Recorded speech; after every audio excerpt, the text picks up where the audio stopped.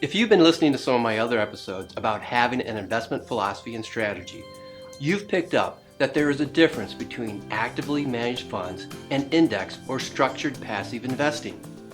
Most actively managed funds underperform relevant index funds. Yes, it's true, and today we're going to show you all the gory evidence, so stay tuned to learn a better way to invest.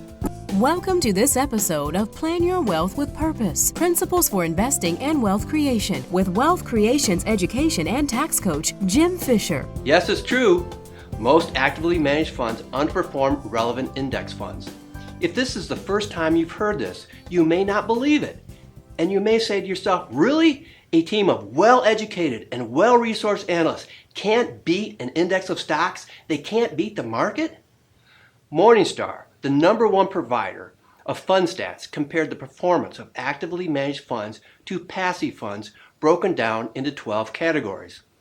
Over a 10-year period, the actively managed funds only beat the passive funds on average about 34% of the time. Only one fund category hit above 50%. In addition, the success rate may be worse than it looks, since the worst funds tend to get put out of their misery. For example, just 50% of the U.S. large cap blend funds that existed on December 31st, 2004 were still around 10 years later. Another huge problem is style consistency. Does the fund remain consistent in its asset class category or drift? If you are looking for a fund that is going to stick with a specific style category, you'll have much more luck with index or structured passive funds. For example, Standard & Poor's found that of all the large cap funds as of December 31st, 2004, less than 36% were still large cap funds 10 years later. Oops!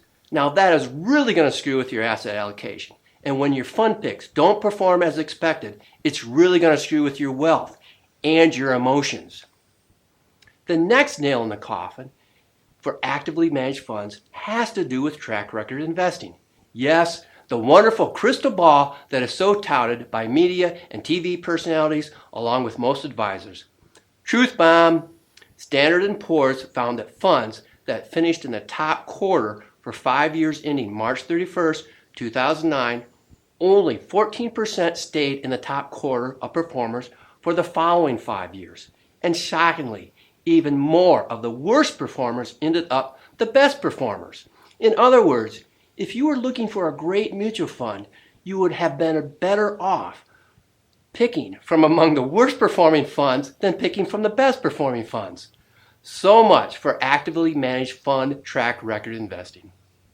So what is a person supposed to do? First, I don't think you should be going it alone. Find someone whose philosophy matches yours and doesn't speculate and gamble with your money.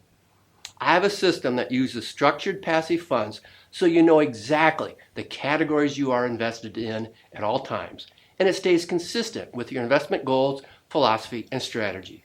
No stock picking, market timing, or track record investing.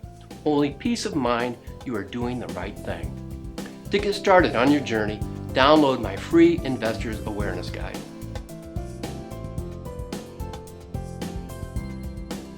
Thank you for watching this episode of Plan Your Wealth with Purpose with Jim Fisher. For more information, visit wealthcreations.com. Also, browse the other shows found right here at Toledo Biz TV Shows.